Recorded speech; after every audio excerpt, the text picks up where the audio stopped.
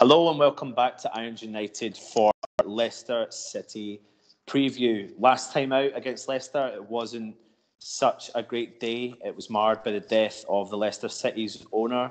Rest in peace. We drew the game 1-1, and since then there's been a few changes, and in particular, Brendan Rodgers has taken over at Leicester City, and he's kind of producing some of the goods at Leicester still, bringing some of the decent times. What's your thoughts on Leicester? Yeah, they up until the time that Puyol was there, they were kind of like they weren't doing that well. I think they were languishing around the bottom of the near the bottom of the league. Yeah, and they weren't really sort of pushing on. They seemed to be a bit lackluster. Maybe because of the style of play that Puyol had them playing. But Rodgers has come in since February, and their season's back on track. And he's done well. He's got them sitting 7th in the league, chance of qualifying for Europe. And a couple of months back, you wouldn't have even thought that. So they've improved quite immensely. There's always that kind of element when you hear about a manager, or even in particular a player that comes from the Scottish League. Now, we know Brendan Rodgers has got bit of history in the English Premier League between Swansea and Liverpool, and then off he went to Celtic and he performed, really well at Celtic. Got great results there. Got quite good. He got a lot of trophies, etc. And then the rumor was he was he was one point I think linked with the West Ham job. Do you see that a big move? Has he got a point to prove in the Premier League still? I think it'll be interesting to see what he does with a mid-table team. So I guess for any manager coming in, a bit like our own manager, Pellegrini, they both got a point to prove, to see, rather than having all the funds that he had at Liverpool, having all the success he's had at Celtic, to actually see what he can muster with a group of players who are kind of a year in, year out, a mid-table team. Okay, Leicester won the league, bit of a one-off.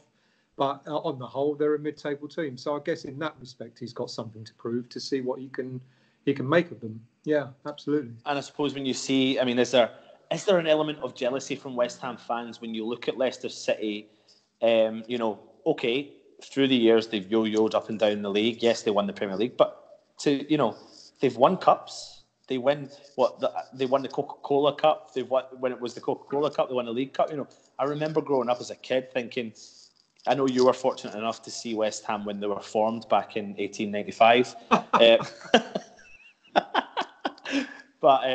No, fortunate enough to see the 1980 final, and I unfortunately wasn't. So you look at a club at Leicester and you think, would you accept yo-yo relegations for cup wins, the odd Premier League win?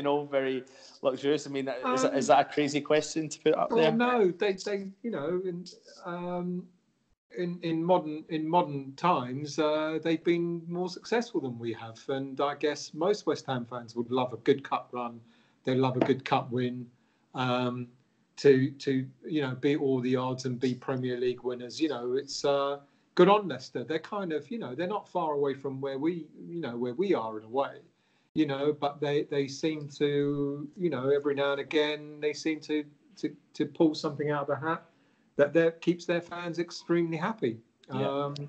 I think most West Ham fans will take that as well. Most West Ham fans will take a cup win, because are we ever likely to get into the Champions League or win the league? Probably not. I guess the next best thing is the cup, isn't it? And all credit to them. They've given they've made their fans happy. Their fans are content. Now they're looking like strong to potentially finish 7th in the league. Mm-hmm. What more could you ask for? The only way that you're going to break into that top 6 is by having a huge investment of funds, which they've got really good owners. Leicester, the owners look after the club, but they're not. And their fans still, and they look after their fans as well. But they're not likely to spend that huge amount of money to drive them into the top 6. I could be wrong. But they're about the same level as us, and but they've had more recent success than we have. So I think any West Ham fan will take that. Absolutely.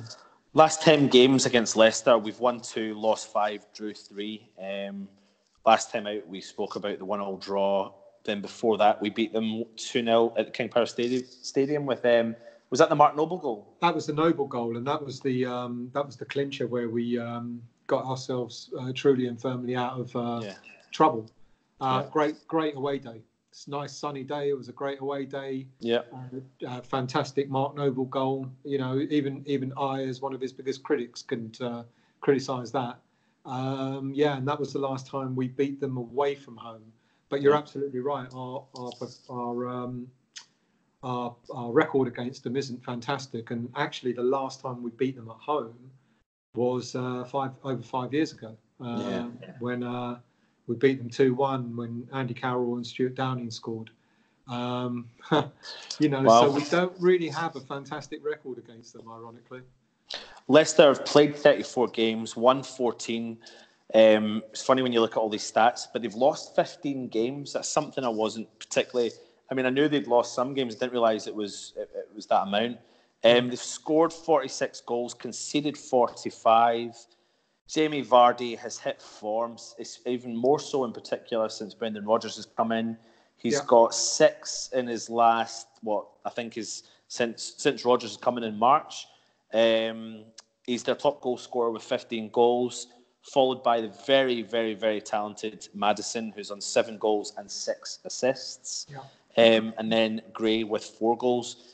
I mean, 3 particular players that offer a really strong threat against West Ham. What are your thoughts on them? Vardy's back on form again, isn't he? You know, and Vardy will score against us on Saturday. You know, he's just another one of those players that always seems to do so. But they've got a strong squad. They've got, Ndidi. They've got, is it Tillmans on loan from Monaco? Yeah. They've got a number of players in midfield that, you've mentioned Maddison as well. You mentioned Vardy's on form. They've got a really decent team. Got a nice core. I'm sorry?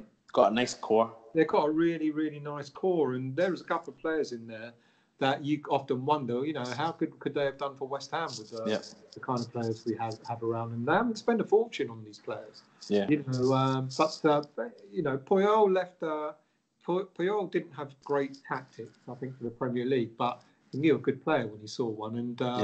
He created quite a decent team, and it looks like Rodgers has taken advantage of that. He's inherited something quite good, and he's made them into a really good unit. I think Vardy's style of play, we were linked to at one point signing him, and I think the fan base was probably quite split. But you've just got to look at first and foremost his pace. He is clever on the ball, and he's really capable of anything, but he gets in behind the defender so easily. If you've got the correct kind of midfielder, the James Maddison who can find a pass, you can pass that ball well in advance before Vardy's anywhere near it, because Vardy's pace will outpace any of those defenders to get there. And that's where in their Premier League winning season, a lot of over the top of the defender balls, Vardy was probably couple of yards behind the defender before he got ahead of the defender to hit the shot in. Yeah, I think that's one thing that Vardy perhaps hasn't been credited for over the years. He's got pace to burn. He's a really fast striker, and that's the sort of I don't want to start drawing comparisons to West Ham, but that's what we're lacking in West Ham.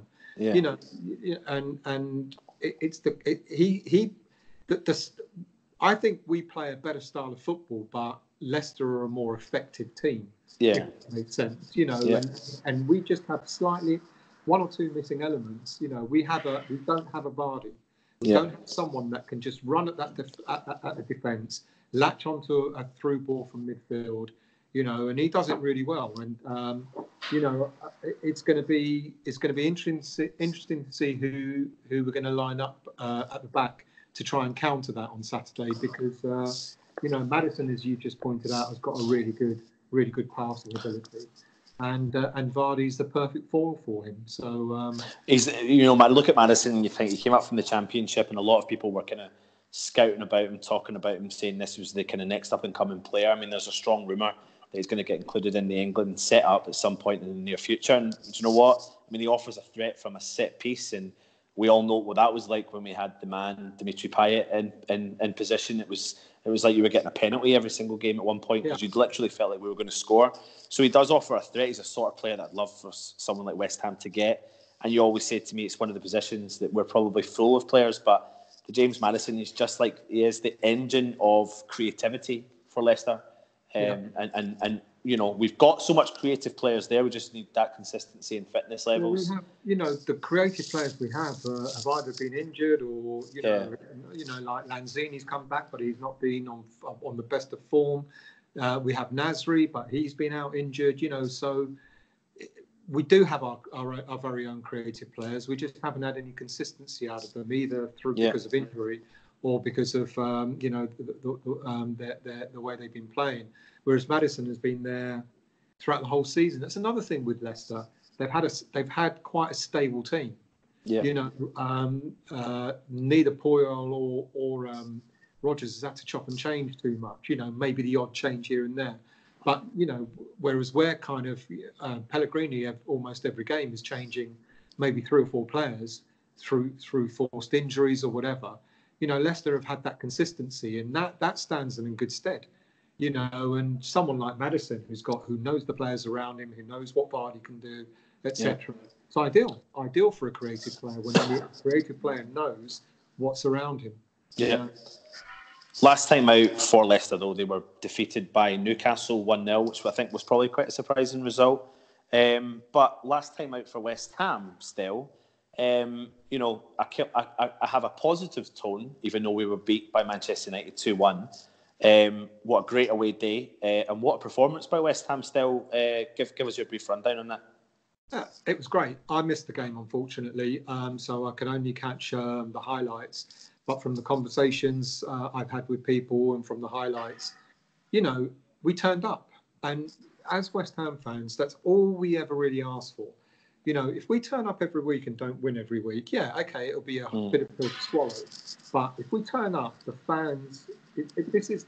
If anyone talks about the West Ham way, this is one of the West Ham ways. If the team turn up, the fans will turn up, and the fans will cheer you regardless of the result. You know, it's when we don't turn up that is really tough to take. You know, and if you remember some weeks back when we struggled against Huddersfield, you know, and we eventually won the game, but the fallout from that was, you know, because fans were saying, you know, this team, you know, against a team like Huddersfield, we shouldn't have been 3-1 down, etc., etc. And people were really upset because the team didn't turn up only until the last 15 minutes. Whereas what you saw at Man U was a completely different team. You know, it felt like we were free to play. And, you know, the team showed some stamina, they showed some vigour. You know, and it was one of the best attacking games we played all season. You know, and the only reason why we lost that game is because of bad refereeing. Let's be honest. You know, we deserved, if nothing else, we deserved a draw. You know, and fans went away. The irony, fans went away happy because we turned up. You know? I mean, I seen Pellegrini's press conference, and he said he didn't want to blame the referees, but I'm sorry, Pellegrini, you have to blame the referees for that one. And loads of people in the stands, we were all talking about this VAR and how it's going to have a massive impact on all the top 6 sides, because, you know, if you take that into consideration against all the other games we've played against that, I mean, maybe it'll even itself out, but maybe we'll get results against the bigger sides and more teams will. I think VAR is going to help a team like us. It's going to help an awful lot of mid-table teams. You know, and I know everyone says, "Oh, don't be ridiculous," all this conspiracy theory about big teams getting all the decisions. But, you know, history will show you that big teams happens too often. Yeah, and it happens far too often. Big teams get the benefit of the doubt. Yeah. If Man U had scored that first goal, that the disallowed Anderson goal, that would have stood. You know, that would have just 100% stood. But it was West Ham. It was a smaller team, and it was called offside. You know, if a player of ours had gone down in the box, you know, like in the manner that their player did, in the manner, and the referee would have waved it on. But it was, you know, and it is, you know, whether people think it's rubbish or not, it's fact. You know, and I'm sure if someone sat down and did the stats and all the bad decisions that went against the lower teams, I bet it'd be proven quite clearly that the bigger teams always get the rub of the green. Always. Yeah, absolutely. And like you said, Stel, I mean, the game. I mean, West Ham took the game to Manchester United on Saturday. The players turned up. They turned up as a unit. I mean, every player turned up, in my opinion. And I mean, and when I say that, I mean every player. And in particular, I'm only bringing this player up because I've seen quite a lot of people slagging him off after his manner and how he came off when he was substituted, and it was Hernandez. Because up until the moment, it was funny because as a fan, you could actually see how pissed off he was when he was coming off. And at first I thought, oh, it's not a great decision, but I couldn't really fault because of what Antonio did when he came on the park. But I think it's the biggest thing about the fans is it's annoying. You know, we're so up and down with the consistency about supporting our bloody club. When we slag off the players for the consistency, and as a whole unit, as a club, I suppose we just need to be together and try and show that unity. And I suppose in a theory, that stems maybe from the owners as well. I'm not trying to blame this a lot on the owners, but we mentioned there about how Leicester City look after their fans, and in turn, the fans will look after the players, and in turn, the players will look after the fans, and it works its way back up. And you think to yourself, everyone makes a hard journey. You do it a lot more than what I do still. Go to away games, spend a fortune, look after the fans, and the fans will pay it back in abundance. Absolutely. The fans will support you through thick and thin. Absolutely. A drink, a soft drink, a pie, a little bit towards travel, a scarf. When was the last time you turned up and you were given something, even just from the club? Bit of merchandise. You know, it's a bit of marketing as well. It's clever marketing that the club just don't do. And this is what Leicester are really good at. And Leicester, you know, you touched on it earlier. You know, Leicester have built a community. You know, and what the club have done is they've invested in the community itself. You know, and when you compare it to West Ham, you know, when we made the big move to the new stadium, all that hoo-ha about the surrounding area, and it didn't feel like West Ham, and you know, it didn't feel like home, etc. The club missed a massive trick. You know, all the club had to do was put their hands in their pockets, and you know, brought all the stall holders. You know, made sure that they had a space around the new stadium. Made sure that it felt like as close as possible that it like the Boleyn. It could have been an investment in the people that made, you know, the original Upton Park, the original Boleyn. And that wouldn't have cost the owners a lot of money. It would have been a few mil, but come on, in the grand scheme of things, you know, it would have been absolutely worth it, and it would have won the fans over. A lot of the old historic fans who were already sceptical about us moving to the new stadium would have gone, you know what?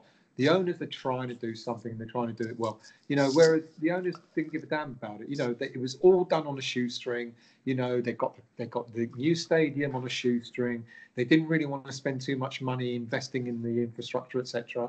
And the outcome of it was what happened last season. When you compare that to Leicester, you know, the owners are going out there. They're investing in not just the club, but in the community. You know, and it's such a massive difference, and what a difference it makes. And those Leicester fans are quite, you know, they're with it.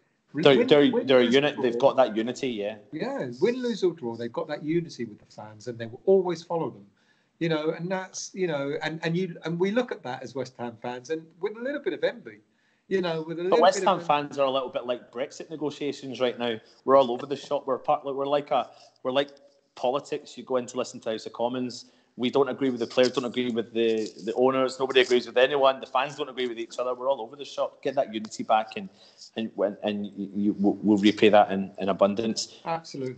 Team news is Lanzini came off holding his groin on Saturday, and you know, you'd never want to see a player injured, but it wasn't, you know, I wasn't gutted. I was like, at least it's not that other injury. If it's his groin, I would rather it be that. I don't care about rushing him back. He's had a good run of games. I was thinking that today. I think, you know, whatever the injury is, let's call his season over. You know, let's not try and rush him back for another game. You know, give him the time off to heal. Give him a good pre-season and let him come into the new season really refreshed. And that's the thing. Still, he'll be at that level where he needs to be to go into a pre-season Whereas, like, you look at players like Yarmolenko, Sanchez, Winston Reid, they're going to have, if they're still here, they're going to have a full pre-season without playing any games, where Lanzini is probably perfectly primed for a pre-season now. You know, as long as this injury is not too bad, I'm not arsed if he doesn't play another game, because the season has fizzled out. There's no ifs or buts about it. I don't know how many, but I've lost. I don't even look at the Premier League table anymore because I don't know how close we are. We probably are closer than what I think. We're actually only 5 points away from Leicester, who are in seventh place. You know, and if here's you know, we could get right back in it. The irony, if we beat them on Saturday, and I think we should. I think we should beat them on Saturday. You know, we're 2 points behind them. Okay, so we've still got Wolves and other teams around us, but it puts us back into the mix again. Yeah, it does. So I know everyone's saying, well, we don't want this trouble of Europe, etc., etc. I, for one, will take it. I would take Europe. Yeah. You know, I think it will give the youngsters another chance, because I think Pellegrini is going to be looking very carefully as to what he wants to bring in over the summer. And if we have a small European run before before the season really kicks off, that gives him an opportunity to really scrutinise some of the youngsters. You know, we had Holland on the bench on Saturday, and I'm sub, and Silva's been there or thereabouts. Johnson's played a decent game. There's 3, 4, 5 youngsters who Pellegrini might turn around and say, you know what, I can save myself. And he's already kind of said it himself. You know, if any of these come through, I can save myself several million by not having to go out to buy a player for a particular position. Yeah. You know, so I for one would like Europe, but it's a long shot. It is now. It's more of a long shot than it was a couple of weeks back. Well, we know with Lanzini out, it kind of opens up a position to be changed, and whether that be Samir Nasri, who supposedly is going to be fit for this game. Apparently he's not, mate. Oh, have you got that? Okay. Yeah, I could be wrong. I've got here late fitness tests for the game at the weekend. So we'll see. I mean, either way, one other couple of players I want to talk about is that I've got Creswell who's potentially coming back to be fitness as well. But we can't fault it as much as we have all slagged them off. Masuaku had a great game against United. He did, but come on, you know. It's not fair to drop him, though, is it, after having such a good game? Well, is it? Yes, it is fair, because he's had a shit season, and he's had one good game. Yeah. You know, so I'm sorry, all you Masuaku lovers out there. I'm sorry, but I'm not a Masuaku lover. I'm not either, but I want to keep him in the side just to give that consistency to the squad, the mindset. You know. Yeah, but then you could argue that Creswell's the one that's been playing, most of the games and created a consistency. But you know what? Masuaku will probably stay in the side, because that's what Pellegrini does. Pellegrini says, if you earn the shirt, you keep it. You know, so he probably will. But for the same reason why you want Masuaku dropped, is probably the same reason why you want Ogbonna dropped. Why would you want Ogbonna dropped? You walked right into that. I didn't even walk into that. I'm telling you now, before the end of the season, he's going to be out of the team. Let's move on to Arnautovic. Only if he gets injured. But anyway. But yeah, okay. So if you're talking about the team, you're going to have the ever-present Fabianski. Well, hold on. Before you do it, Arnautovic. Say again, mate? Arnautovic. Now, if there's a player I don't want in the team, you know, that's really interesting. I think Arnautovic will play on Saturday. I don't want him to, but I think he'll come back in, especially now that Lanzini's out. You know, he could probably put Arnautovic just sitting behind Hernandez. It's quite possible. He might go for 2 up front or a 4-1-1. So personally, I don't want Arnautovic, and not because of if you look at the way the team played on Saturday, and if you look at the way Anderson played on Saturday, Anderson, every time Arnautovic's not around, seems to have a lot more freedom to get even further forward into really dangerous positions. And he did that for his goal on Saturday, and for the disallowed goal as well. You know, he was almost playing centre forward. You know, and that not having Arnautovic in the team gives players like Anderson that freedom. The freedom. And if you remember in December when Anderson had his purple patch, Arnautovic was out of the team again, and that was the best sort of play for Anderson. Again, he was getting further forward. And I know people go on about him. He doesn't drop back and. Still, I couldn't. I mean, I think I texted you the next day about Anderson, and I was just, every single time he got on the ball, all you needed to do was look around the away fans, all of the fans, and everyone was on the edge of their seats. Whether he didn't get by the player or not, every single time he touches that ball, he generates that bit of excitement the West Ham fans absolutely love. On top of that, the opposition players don't look like they panic, because I'm not saying he's got an element of skill, but it's his glaring. It's like sometimes when he just goes forward, glides forward. That's the word I was looking for, with the ball, and it's exciting. And I thought, you're right. When Arnautovic isn't there, he gets that freedom to really penetrate. And that's, for me, is why I don't want Arnautovic to play. Yeah. But I think Arnautovic will be brought back into the team, which means that you may not see the Anderson that you saw on Saturday. Which would be a real shame. And what about Antonio then, with the impact of coming on from a sub? I think he should start on Saturday. I think I've been a massive critic of Antonio. But yet again, he's a player, and I said it halfway through the season, that he's a player that has proved me wrong. He's still got no grace. He still doesn't have a very good touch. But he's got brute force, and I kind of don't really get why he hasn't been starting. But I would like to see him start. In fact, the four attacking players. For me, the four attacking players for me would be Anderson, Hernandez, Snodgrass, and Antonio. But I reckon either Antonio or Snodgrass will be dropped for Arnautovic. I don't actually think Hernandez will be dropped. I think he'll play him and Arnautovic together. Get your thoughts in. Let us know what you think on all of our opinions. Do you think Hernandez should start over Arnautovic? Do you think both of them will start? Get your comments in below. Let us know what your thoughts on the potential for Lanzini and missing the game is. What's your thoughts on letting them recover to the end of the season? Would you play Creswell over Masuaku after Masuaku's good, decent game? And let us know your predictions. We are held to a bit of a time limit, so I'll need to go in the next minute. Still, let's just go straight forward for your predictions for the game on Saturday. One more player before we do. Wiltshire, he's back, and apparently he was meant to play for the under-23s, but was taken out of that squad. So it could be one of two reasons: either because he's picked up another injury, but which we haven't heard about, or there's a chance that he'll be on the bench. And timeliness, he might if Nasri isn't fit, he might be one that maybe not start, but could fill those seats. Yeah. But scores. Leicester will score, but I reckon we'll win 2-1. Right. So there's always a downside to going second when you do. Say again. I was going to say that. All right, good. That's fine. Because I was going to predict 2-1 as well. 2-1 to West Ham. So, with 6 games to go still, I suppose we'll do is we'll leave it for a gift of the gab, and we'll maybe get a gift of the gab up soon and just have a generic chat about everything in the season and where we seem to be going, etc. Let us know your predictions. Still's gone for 3-1 to West Ham.